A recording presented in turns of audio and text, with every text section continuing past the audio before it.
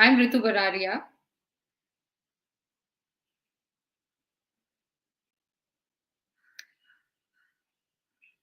Good evening and a very warm welcome to all of you who have joined us here this evening. I'm Ritu Bararia, moderator for this panel discussion, which is hosted by WICCI Public Relations and Digital Marketing Council in collaboration with PRPOI. Allow me now to introduce to all of you my guests and the co-panelists in this session. Please join me in welcoming Aman Gupta, Managing Partner SPAG, Tarunjeet Rattan, Partner Nucleus PR and Founder PRPOI, Pooja Trehann, Head PR and Content, Geo World Center. Welcome, ladies and gentlemen. The theme for today's session is From Absence to Advantage, which is going to be primarily focusing upon the women who are making a comeback after a career break and how the team and workplace dynamics transform, the challenges faced, the solutions being offered and undertaken. All this is with respect to the women in communications and public relations. This theme is one of the key emphasis areas of WICCI's latest iLead survey report 2024-2025, which has been recently unveiled and which has been put together by a lot of hard work and dedication by a couple of key members of the council over a period of 2 months. This report highlights the pressing need for a safer, more flexible, and inclusive workspace for women who are making a comeback in the communications space.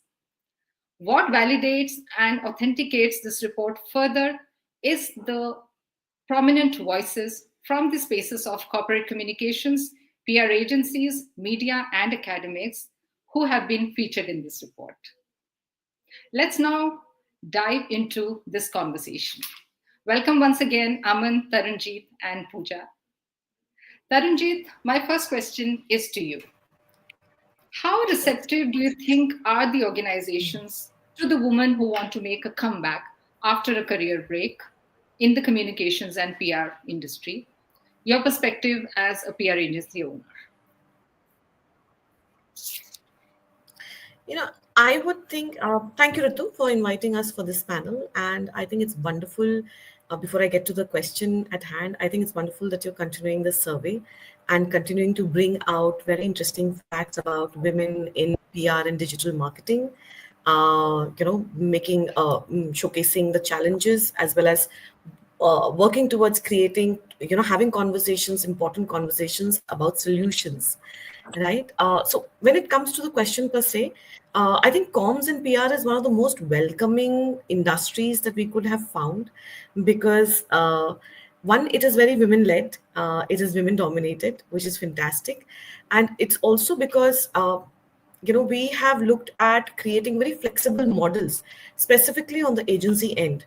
I think COVID changed a lot of those perceptions about women, moving away for certain life events that have happened and has been acceptable societal in acceptable societal norms. I think COVID changed a lot of that by making sure that work from anywhere became a concept. I think work from anywhere as a concept then worked for everyone in the PR and comms industry, and specifically for women, for some fantastic talent that had actually had to move or give up their jobs because of life events. And I think PR agencies adopted that with a full gusto. And I myself have a lot of team members who are, placed all across the country. And it does not matter to us anymore where they move, how they move, for, wherever life takes them, because work is a part and parcel of life, right? And it has to move along with it. I think agencies have led the mandate as far as being accepting about women coming back to work has been concerned.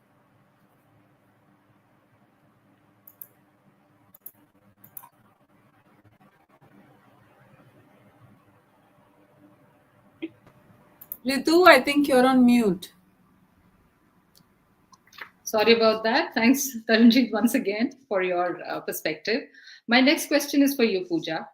From a corporate perspective, do you think there are biases and stereotypes present for the women who want to make a comeback to the industry? We are only talking in terms of communications and public relations. So, what do you think are the expectations from them?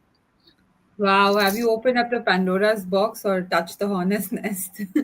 Whoever tries to tell you that there are no, no perceptions or the world is evolving, and I have a strong no to that. There are. There are brilliant commercials that go out there in our current scenarios, and you can all of us are privy to them, where mothers are trying to find innovative designations for being away from their corporate area or from agencies, whatever work they were doing. But in reality, when you come there, um, unfortunately, I have in very close quarters witnessed it, that women have to um, forgo or negotiate a lower pay package. They have to go back to the year that they left, and when they're coming again, suddenly the experience that's there between the years that they left and they're joining back again is inconsequential to any organization. um, I mean, I understand PR agencies are open to talent, coming in, going, and they're far more flexible, but not all are like that. And kudos to some of them. But in the corporate industry, financial negotiations, women who are coming back from this break actually are playing those negotiations on the back foot.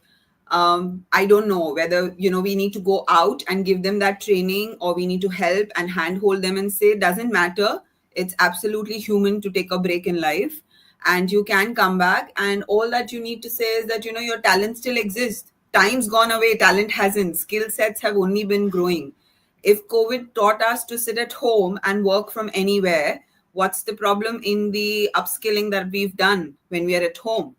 So I might sound, my feedback comes across as like a raging response, but it's true. Today, apart from the financial pieces, I have seen women. I mean, I've experienced it at some points of time as well. We need to then again take a designation. We need to just accommodate and adjust to that fact that you cannot get growth right now because you're 5-6 years or 2 years were not in the corporate cycle. So a lot of changes are there. The silver lining or the light at the end of the tunnel that I see is the startups. Startups today are always on the lookout of great talent. That is the area where I feel when women are coming back from their break, they should look at that. It's really a very, very difficult space to maintain work-life balance, but which job today gives you that? So from a startup perspective, if you're coming back, they're okay to give you that balance. They're okay to understand why you were away or that time was not there. And you, in fact, get to do much more than you could have done otherwise. Then plan your journey back to the corporate. It's far more easier, and you're not really negotiating for anything that you don't deserve. So, yeah, a long-winded answer for your straight-off question. No, excellent, Pooja. In fact, I think to a very large extent, I resonate with whatever you have just, put forward here. I mean, so what if you take a break? You've taken a hiatus, you're on a hiatus, but your credibility stands. It is not going anywhere. It hasn't gone anywhere. So I think it's high time that organizations, PR agencies, and the corporate they evolve to that fact that the credibility still remains. Maybe a certain skill set needs to be imbibed further, which can be very well worked upon. However, the credibility of a person is not going anywhere. Fantastic. Aman, my next question is for you. So as a male, from a male agency owner standpoint, can you share what kind of roles are typically offered to women who make a comeback?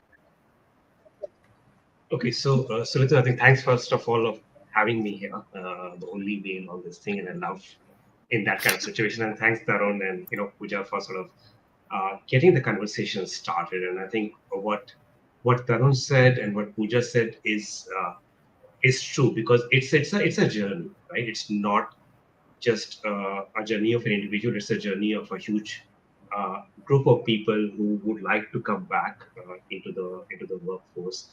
And what is really important is that for an organization, and first of all, SPHFN is not a male-led organization. It's led by Shivani, my co-founder. She's the one who kind of leads from a cultural part of it. I'm just, one of the spoke in a larger kind of wheel. But I think what we need to really understand is there are things which needs to do it at multiple levels. One, as an organization, when we are looking of bringing in talent, we have a kind of a usual way of about going about doing looking for a talent. So you'll go from a LinkedIn, you will go to a headhunters, and the prospects which comes in front of you are kind of the usual prospects which you are looking for. These are the usual suspects per se. There aren't many resumes or credentials which come in front of you through the usual channels, which you sort of see of someone who is kind of returning back to the workforce. And therefore, as an organization, what is required is to create programs to encourage people to sort of be part of, sort of coming forward proactively to say, I would like to be a part of it, because there isn't any kind of a systemic approach to bring them up. Still is a very ad hoc.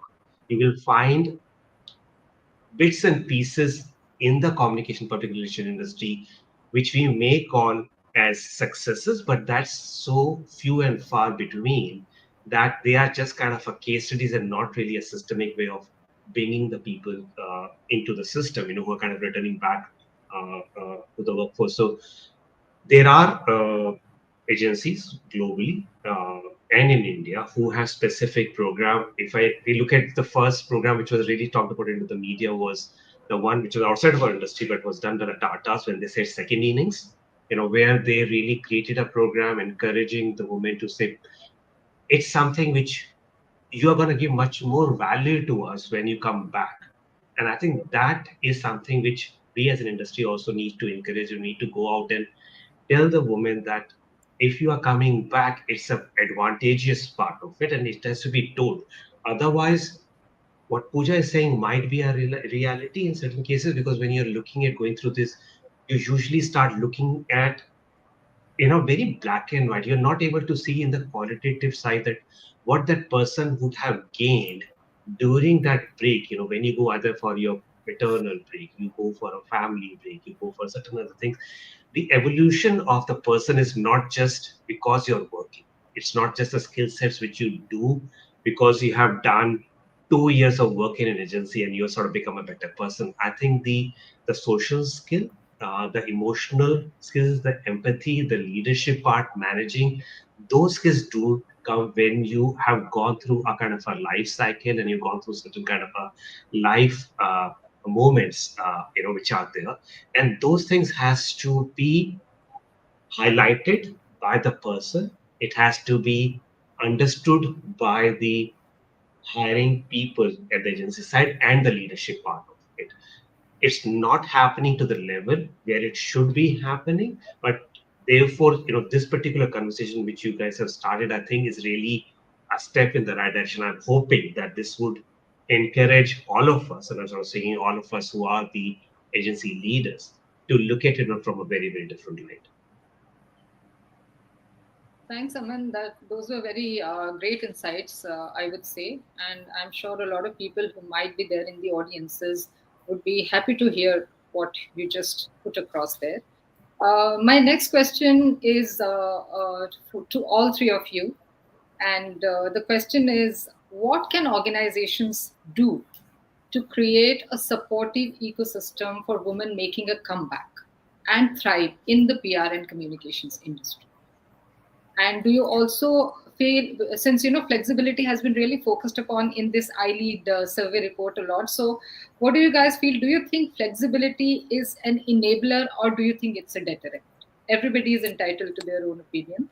So Tarun, why don't we start with you?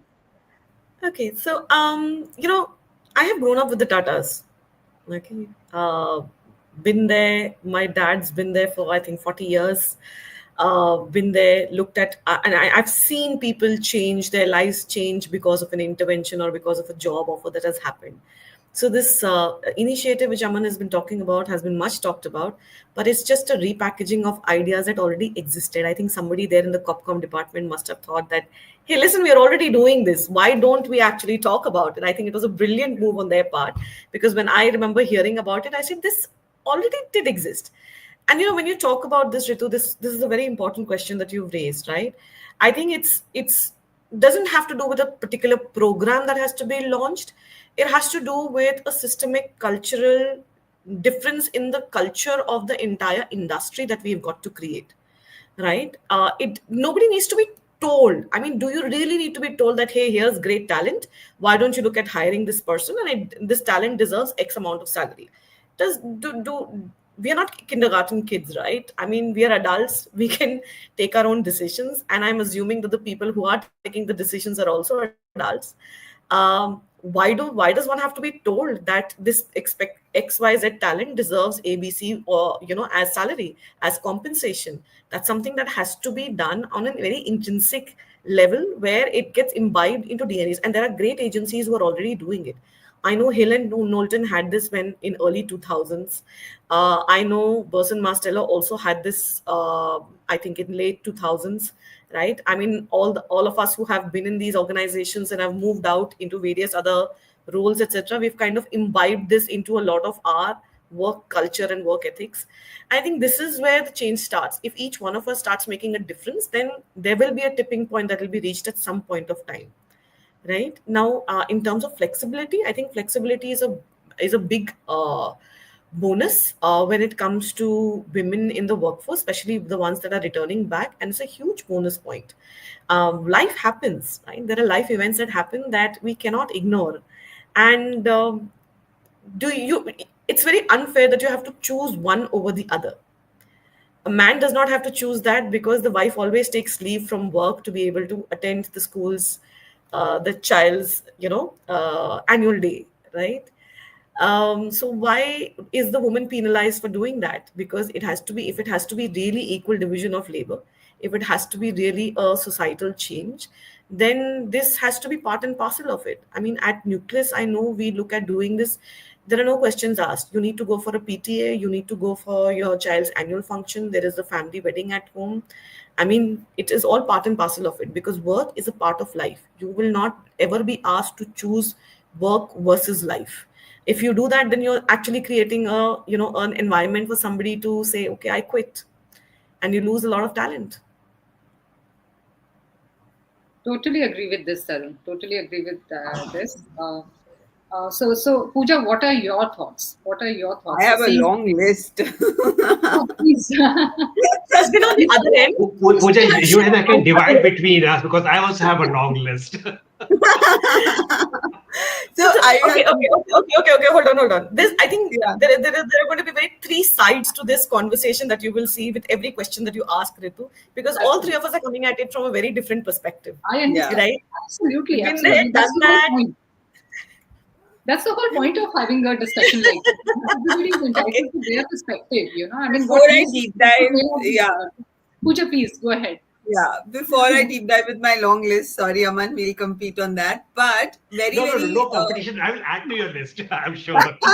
Very important piece, Aman, where you said that, when we are hunting out for resumes, or when we are hunting out for candidates, the kind of resumes that come in is not a fitment, and it's not about talent fitment. It's the role fitment. It's the culture fitment. It's just the person that you see growing with you in your organization.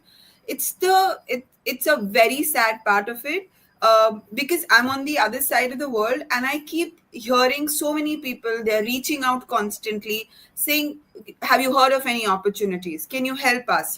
I am constantly hearing out from people, and amazing talent. They've actually spent more than 10 years, 20 years, 15 years in this field, honed their skills, and are not able to find the right opportunity for them. Now, that's the concern. If bodies like WICCI, or when Tarunjeet's doing pieces for PRPOI, there are other PR bodies as well. What if we get all of them together and say, create a notice board, create a whiteboard, just create a live link where people are putting up jobs there. Either the organizations or people who are already existing there are very, very insecure. And that's how the candidates don't go out. Now, this is the first point of my list. When people are coming back, they don't know how do we come back. That's the biggest problem. So the first thing that all of us need to tell people is network. Go back, call up, speak to everybody that you know in your dial list. Just leave it out there. Hi, I'm looking to get back. This is what my skill set is. This is what I've upskilled with. This is where I am right now. Don't talk finances. Don't talk growth. Don't talk about taking over the world. Just talk about where you are and you want to move ahead. That's your first thing. We don't network, or we don't tell people. PR people not networking, or Copcom people not networking. How are you going to get the word out there? That's the biggest concern. From there, we also, someone very interesting only told me, start talking to your journalist friends, because they know where the movement is happening. They know also, they keep hearing what's really changing. What is the leadership looking at? um, 3, start being visible.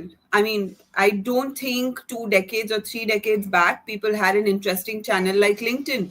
What stops you from writing blogs? Just write, just contribute to every possible website. I feel a candidate who's coming back, a woman who's coming back, needs to get to a standpoint that there's nothing wrong in taking a break. It was just life. Like, people go off to sleep. She took a break and now she's woken up and she's back. That's how we need to normalize this process for them. So for them to understand and accept it's a normal process, I need to start going out there and ask for it very confidently, not as if I've committed a mistake or an error at my part. That's where we lose out. We try to short sell ourselves and say, oh, really sorry, I was out there. I mean, I'm sure you all three are going to bash me for this, but trust me, until unless you don't take that extra time out, none of us are learning anything new on our jobs every day.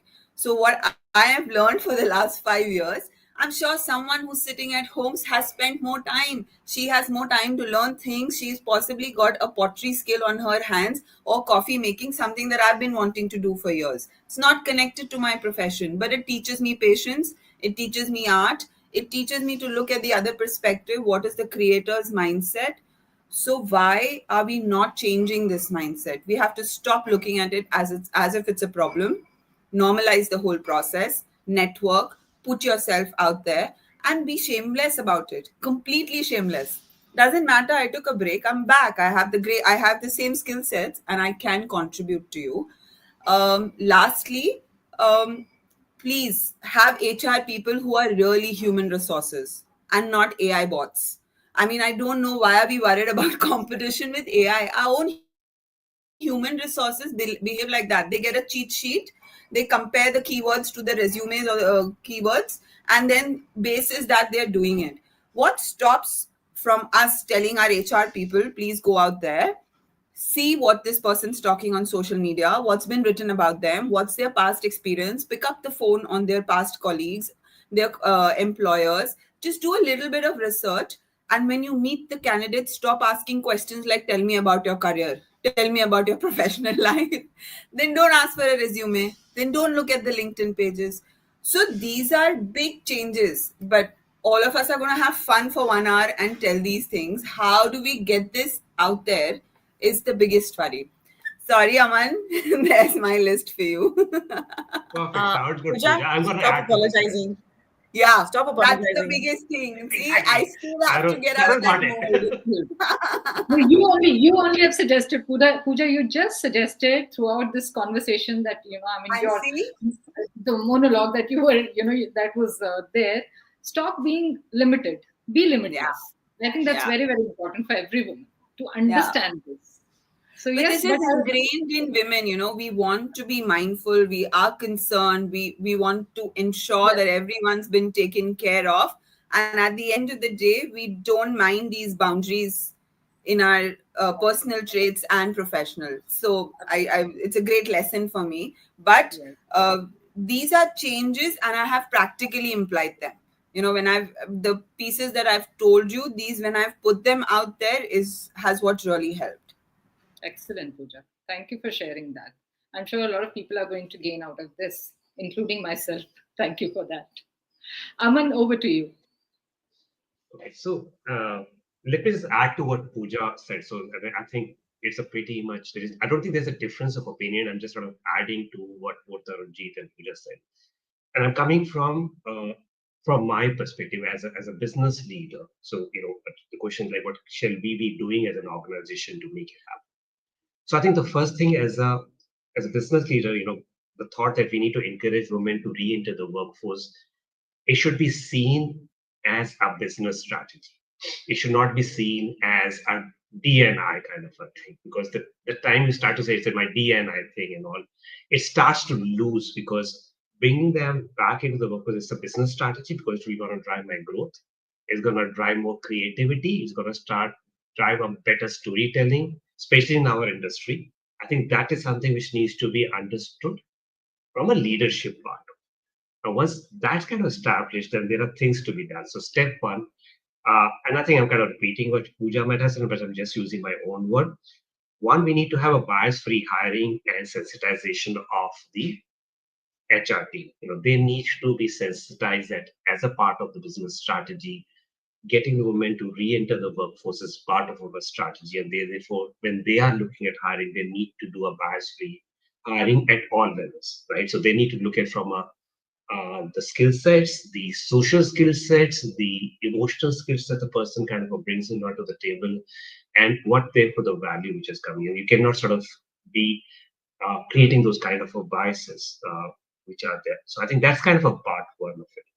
The second is, because it is still kind of not happening at scale, then the organization needs to create kind of a specific program. So the way, Atul said, Tata, they just package it. We are not doing also. I think we need to not just do, but we also need to package and talk about it, that there it is, because as Pooja rightly said, there is a talent. There are some amazing women out there who are looking for opportunities, just that the two sides are not connecting to each other, or whatever might be the reason. So it's up to us as an organization to say, we're going to go out and say, we are looking for you. And therefore, if you would like to be part of our organization, we will encourage you to be, put in your application, talk to us, and so on and so forth. Besides that, of course, creating an ecosystem to encourage them when they're coming back in.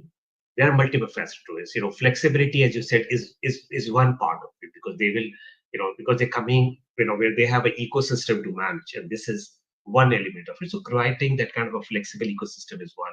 But besides it, also upskilling and reskilling should be provided by the organization, because if you want to bring individuals with a strong social and mental skills, and there are certain technical skills which are missing, that's easy to equip a person with. So upscaling and reskilling is something which needs to be done. Besides that, also, I would sort of say thinking of almost like a buddy program, because when you come in, you do need to navigate a new system, right? Culturally, socially. So encouraging to have a buddy system which helps the person to adapt, as you come back, handhold that person, because while you want to come in, you do have certain kind of back of the mind that how will I adjust here?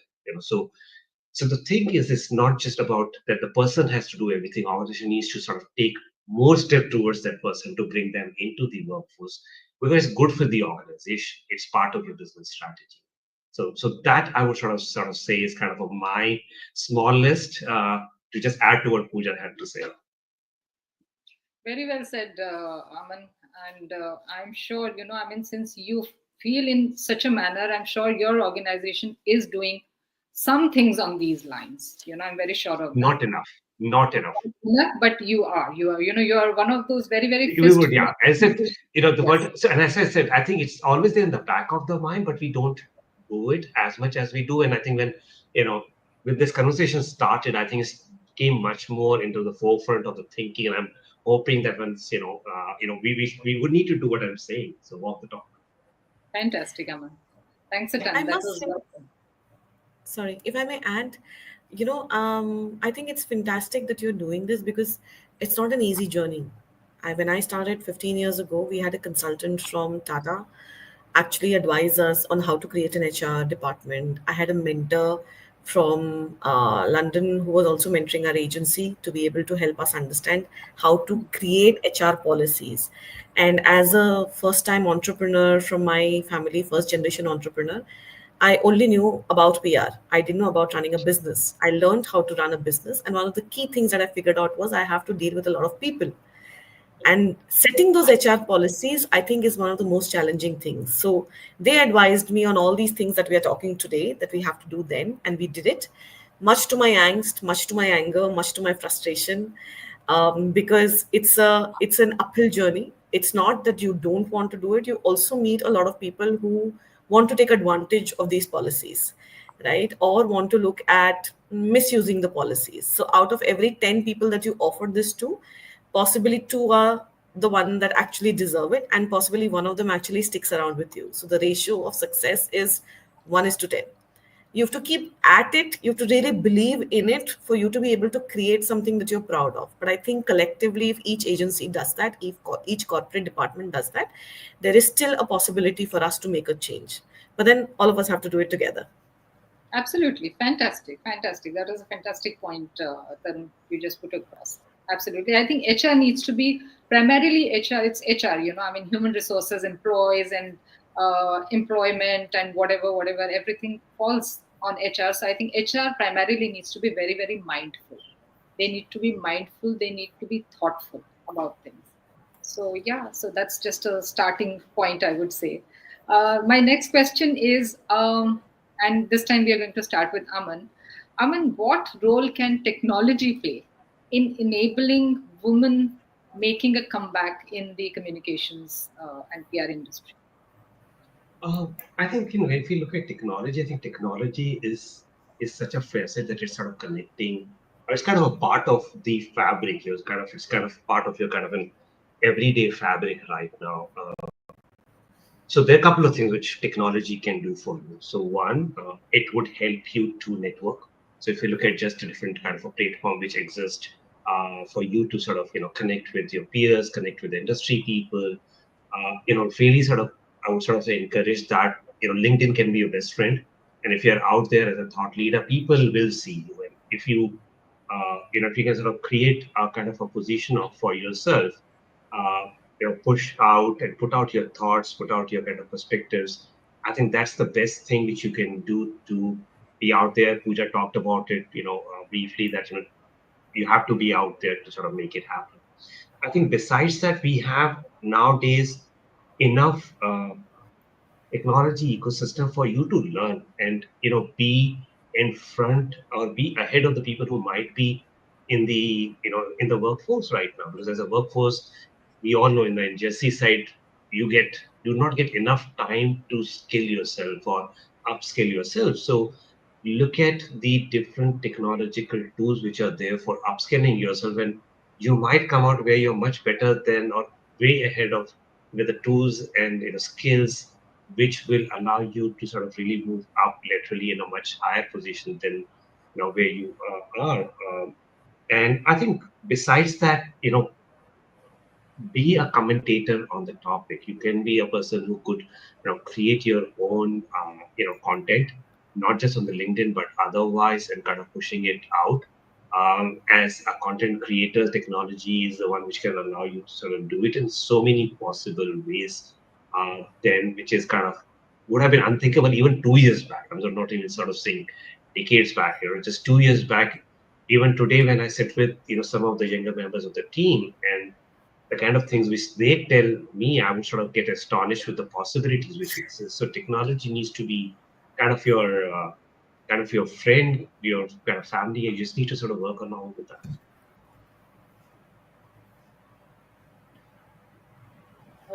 That was interesting, Aman. That is a very interesting perspective. Can we go, Pooja? Would you like to go next? How do you think technology enables a woman Yeah, to Ritu, I think what we need here is a balance.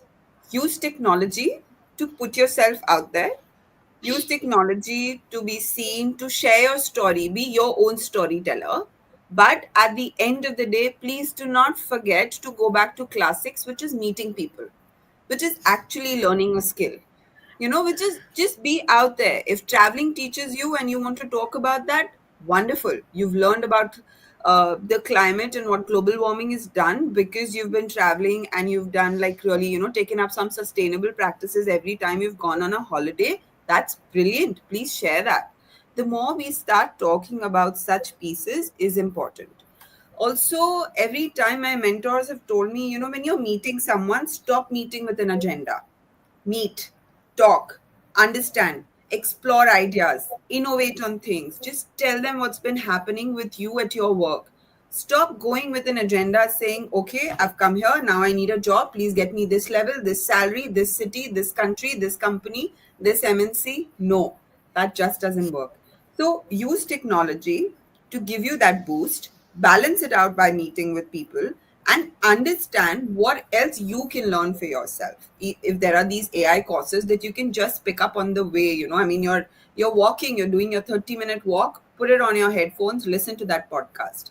My favorite learning platform is an audio piece. Any book, anything that you give me are on an audio and I'm listening to it, because that stays with you. Those thoughts are there with you.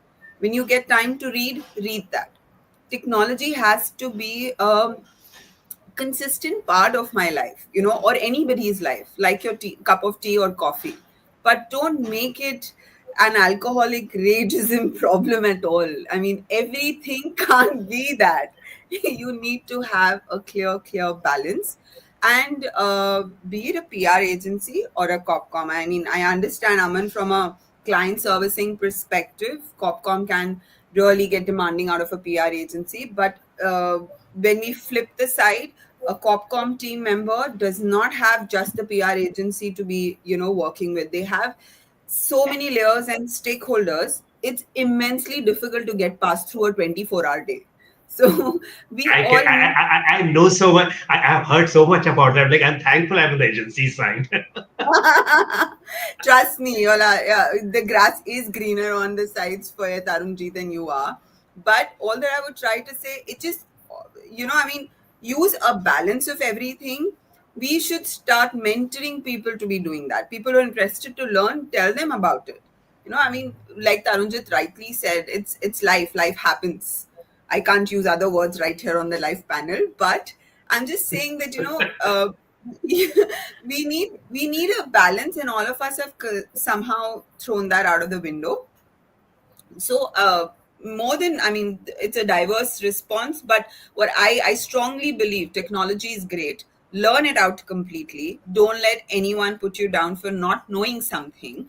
I mean, trust me, connecting a laptop to the viewing whatever screen in the conference room, that was my coaching for the first 2 weeks. I wanted to do it because we keep going on to different meeting rooms, and I don't want to be sitting with leadership and saying, oops, sorry, I don't know this. I just wanted to know about it. So I'm just saying that's a very, very small, minuscule piece, but try to know all of these things, meet people, and always have that balance. The problem is that we don't have that balance. So use technology as your stepping stone completely for learning. That's great. Thanks, Pooja, for that. Tarun, your thoughts? So I think I'm going to go on the other extreme. So I love this panel. We all have very different views about it, right? Of extremes, yes, absolutely. I completely concur with what Aman and Pooja are saying about, AI. Yes, it's a part and parcel of life. It is not life, right? Use it to your advantage. Use it to make life simpler for you. But I'm going to go on the other end. There are two ways that, we can look at making sure that we encourage women back in the workforce and make it more convenient for them to come in. We keep forgetting that we are dealing with people, right? People work with people, and we are in the people business. Yeah, we love peopling, right? uh, One of the key things that a lot of women who want to come back into the workforce forget is that they have a strong tool in their kitty which they don't use, which is PR. If you chose to make yourself your key client, how would you represent yourself? If you chose to create a personal brand for yourself, how would you do that, right? That's exactly what they need to be able to do to be able to move ahead or get into a particular job, get into a particular corporate, to be able to make that cut, right? I mean, I'm not, I've done this for myself, because when I started out, it was very difficult to look at a specific, range of clients that you wanted to look at, because you were fighting with a lot of big names. You were, getting, you were competing with a lot of different agencies, so it was very difficult to stand out. So here is where I looked at myself as a client and said, okay, if I had to create a personal brand for Nucleus, if I had to create a personal brand for Tarunjeet, how would I look at doing that? And I think that's the one thing that helped me get ahead. That's the one thing that helped me at least create a small differentiation, which has led me today to be a LinkedIn top voice. And I think that's something that has really been noticed by my clients as well as by the industry. Second, women can help women in the industry. I think that's a huge factor that we overlook. We are a women-dominant company industry, right? I'll give you a small example, Ritu. When I started out, my biggest grouse was pregnant women. Yeah. My biggest grouse was maternity leaves. My biggest grouse was giving out those maternity leaves and women not turning up again after the maternity leave was over. As a young business agency owner, it was a very huge deal for me to give 3 months of paid leave. It was a huge deal for me to keep that seat vacant for somebody to come back, and people would come back and join for 2 weeks and then quit, put their papers in. Okay. I mean, it was for a young business owner, it was an amazingly frustrating experience to be able to go through that again and again and again. So again, I realized that this is a mindset that I need to change somewhere. I took on a mentor who mentored me for 9 months, and helped me kind of work on my mindset on how to deal with women who are going through this life change, right? I had to kind of change my mindset to be able to help understand that how do I deal with it. And at the end of the mentorship session, she let me know that she won't be able to do the last session because she was pregnant herself, and she was scared about telling me that. Excellent. I would just want to add something to what Tarunjeet said, that, yeah, there's a combination of such experiences out there. I was at Castrol India and I was interviewing with Colgate Palmolive. They made the offer. And at that point of time, I told them, "Are you sure?" The HR turned around, and he was a man. He turned around, he said, "Okay, what's the problem? We're offering and you're saying, are you sure?" I said, "I'm 5 months pregnant. You know about this. I'll be going on a maternity leave. My first year is going to be tough." I had that awareness. I said, "I'm okay not joining in. It's a brilliant opportunity." So he just turned around and looked at me and asked me again, "Sorry, what's the problem? I've missed it." I said, "I'm on going." Again, I repeated the same sentence, and his answer was the same. "Sorry, what's the problem?" And then he just looked, he said, "Yeah, it's normal. I mean, that's why we have this policy. So, what does it really matter at what point of your stage of joining us, working with us, you're going to be taking this benefit and then coming back? It doesn't change anything." I think people like them are very rare in this industry or in their own fraternity. But I have to say that experience stuck with me even today. And it just makes it easier for us to go out and, coming back to your question, Ritu, when you said that, do we need flexibility? No, I didn't need flexibility. I wanted to put in my 200% when I was coming back. I wanted to do everything for that organization at that point of time, saying that doesn't matter. You supported me and understood me at a critical point. Let me see what best can I get in. So that flexibility conversation was not required. I had all the benefits that I could get at that point of time. So I think the minute an organization or an agency or an individual walks that halfway, and another candidate or a person who's contributing to that role will walk the whole way there for them. Absolutely. I concur with that, because after I changed my mindset, I saw this happen within my own agency. We've had 5 or 6 marriages within the family, within the nucleus family. We've had a lot of babies being born, babies being celebrated, birthdays being celebrated. It's been amazing. And all it took was for me to change my mindset. Yeah. Fantastic. Aman, do you think you have something to add here also? I'm sure you would also be having examples, and experiences within your organization You as an agency owner, I mean, do So you? I think definitely we have examples. I think one of the persons who was kind of is one of our first team members who joined us like 10 years back. She was kind of returning back from the work. And I think to some extent, uh, she herself was like, will you really hire me? And I think the point which you just said in the beginning, you need to be the one, need to be sure, yes, I want to come back. And the industry will be the one who will accept you. So it's more about being confident. And we have another person here now, or we have another panelist. So I think that is very, very important. She's still with us been 10 years, and I think she has been one of the most valuable person who we took at that time. And so therefore, that's the thing. The point which I think, and so I'm sort of just reiterating what Pooja and Tarun had said. The mindset of the leadership, and I think what I said in the beginning, you need to think it's kind of is a business strategy. Don't think of from any other lens. And the day you start to think on those lines, you will understand that as an organization, you need to be human first. And once you're human first, the rest will sort of kind of happen. It's not easy in our industry because each of us, I think, we're still looking for scale. We are still looking for where we could do what we want to do. So there is also a matter of that as in agencies, we have multiple. There are large agencies, but we are still majority of them are kind of a small to mid-size. And when you're small to mid-size, going through this things are challenging from a business. So business comes second, think from a human side of it, and you will find your way out. It's not going to be easy. It's not easy for the business leaders to, keep, head in that right place. But you need to sort of keep on coming back, in your own thinking. This is the right thing to be done, and this is, as I said, make it human and business strategy led. Absolutely.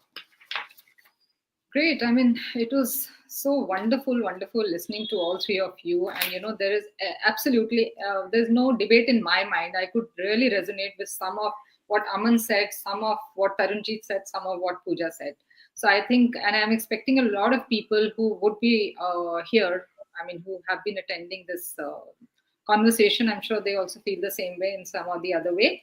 So I think since we are running short, we are the time is very short with us, so let's open the floor for questions. If there are any questions, at the most I think we can take any 2 questions.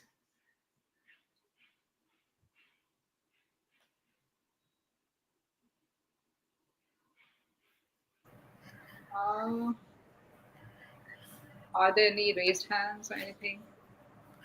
Not yet. I think we should move ahead with the questions that you already have planned. I have a question for you. This is this Sure. conversation. Anyone of you can take that question. I want to understand, do you guys feel that there are enough mentorship opportunities available for women in the communication space? We keep talking about this mentorship programs, skill set enhancement, trainings, and everything and all. But are there enough mentorship opportunities available? I think Tarun and Pooja will be the best people to answer this. Blatant no. Absolutely no. Difference of opinion. Yes, there is. Sure. Yes, there is. You have to seek out the right mentor. In fact, there is nothing stopping us from approaching 10 people out there. I know 9 of them will say no, but the one person who does say yes will be the most relevant one. Yeah. I'm a huge believer in the power of mentorship.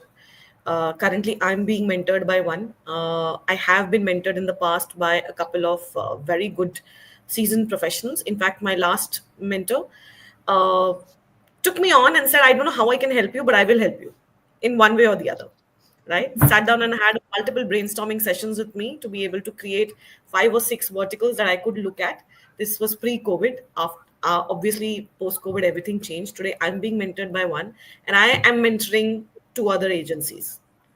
I think paying it forward, when you really want to look at doing that, I know it can be a little disheartening because a lot of people, we are very, very busy. All of us are very busy, right? But if you really, really want to look at doing that, there is a way out. But it's not a formalized, institutionalized thing. If it could be, it would be brilliant. I think over the Yeah, years, exactly. mentors for me have been all my professional colleagues, senior colleagues, Tarunjeet being one of them. So, mentors, the minute you create that, your wavelength connects, your mentor is right there. So, she rightly said you need to seek them out. So, I've been able to seek out these colleagues who are now great friends. But as a program per se, yes, I'm on a hunt for a good one. Excellent. And another thing, Ritu, I think the way I would look at it, I would sort of say the mentorship program in an industry per se doesn't exist. And this is kind of, I would say, kind of a gender neutral. I would say mentorship is something which is very, very critical. I've had my sets of mentors in my kind of 25 years of space. And I think what Tarunjeet and Pooja said, you have to seek them out. You have to go out and say, I would like you to be my mentor. It's not going to happen. And nobody's going to come and say, I would like to mentor you. You have to go and ask, like, I would like to, because in your head, you know what you're looking for.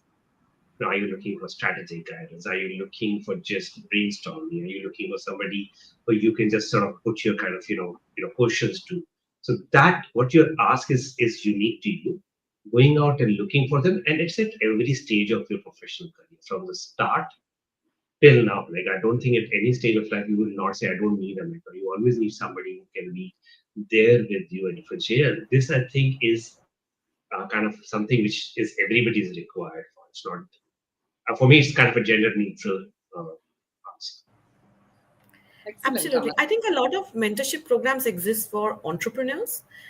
There are more for entrepreneurs than there are for professionals. In fact, the last two that I have been through Sherry Blair Foundation and National Entrepreneurship Network. So if you're an entrepreneur in PR, definitely please take a look at that.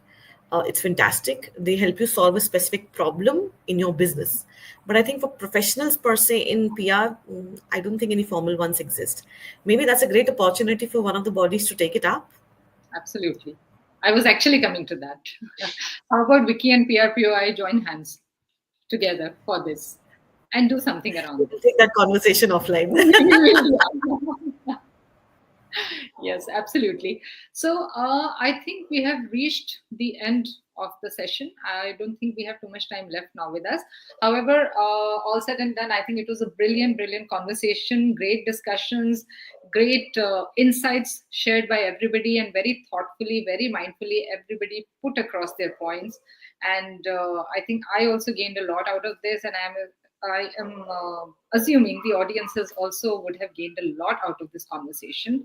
However, I think time is very, very limited. When you get into such kind of conversations, you need much more time. There is so much still to talk about. There is never an end to these conversations. There is always so much to be done here. But nonetheless, thank you so much. Thank you, Tarunjeet. Thank you, Pooja. And thank you, Aman, for taking out time and for being here on this panel with WICCI. And thanks to PRPOI once again. Thanks, Arun. Thanks, Pooja. And thanks, Aman. Thank you very much. Thank you, so. Thank you. Thanks. Have a great evening. Take Thank care. you. Bye. Bye.